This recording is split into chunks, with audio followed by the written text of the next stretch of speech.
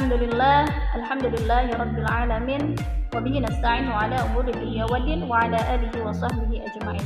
Ilahi anta maqsudi wa ridhaka matlubi a'ti mahabbataka wa ma'rifataka la ilaha illallah sayyidina Muhammadar Rasulullah sallallahu alaihi wasallam. Baik solih-solihah, di video kali ini Ustazah akan melanjutkan materi Diklat Kuat Ramadan 1446 Hijriah.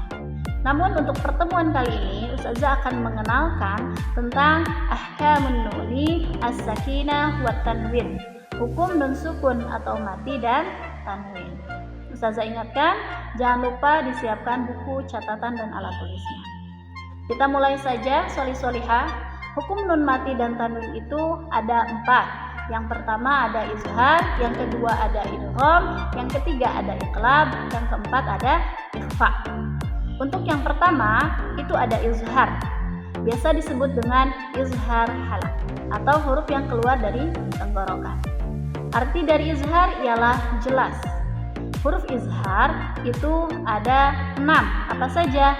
Yaitu hamzah, ha, ain, ha, rain, kha. Sedangkan menurut istilahnya atau menurut ilmu tajwidnya, izhar ialah ketika nun mati atau tanwin menghadapi huruf-huruf yang 6 tadi yang Ustazah sebutkan, maka kita membacanya harus jelas. Contohnya, yanhauna, nun mati menghadapi huruf ha. Yanhauna, ketika tanwinnya azizun ghafur. Yang kedua ada idgham. Apa arti dari idgham? Idgham artinya memasukkan, sedangkan menurut ilmu tajwid ialah nun mati atau tanwin ketika menghadapi huruf idgham maka pengucapannya harus secara lembut. Nah, di sini idgham dibagi menjadi 2 bagian. Ada idgham bi gunnah, ada idgham bila gunnah. Idgham bi gunnah ialah kita membacanya harus secara dengung. Jadi ketika menghadapi nun mati dan tanwin menghadapi huruf idgham itu harus secara dengung ya. Nah, ketika menghadapi idgham bi gunnah, hurufnya ada berapa? Hurufnya ada 4, yaitu ya, nun, mim, waw. Ketika dikumpulkan dalam lafaz yanmu. Contohnya ayyadriba, kemudian sururim marfu'ah. Nah, itu untuk contoh idgham bi gunnah. Yang keduanya ada idgham bila gunnah. Idgham bila gunnah ini nun mati atau tanwin ketika menghadapi huruf idgham bila gunnah itu tanpa dengung bacaannya. Hurufnya ada 2, yaitu lam, ro, atau kita biasa sebut dengan lari. Nah, kita contohkan contoh dari idgham bila gunnah ialah mirrahiqin, nun mati menghadapi huruf ro. Kemudian balalubada, ya, tanwin menghadapi huruf lam. Itu untuk penjelasan tentang idgham. Yang ketiga atau bagian ketiga dari hukum nun mati dan tanwin ada iqlab. Apa arti dari iqlab? Iqlab artinya adalah membalik. Sedangkan menurut ilmu tajwidnya, nun mati atau tanwin yang bertemu dengan huruf ba yang dibalik menjadi huruf mim disertai dengan dengung. Hurufnya ada 1, yaitu ba.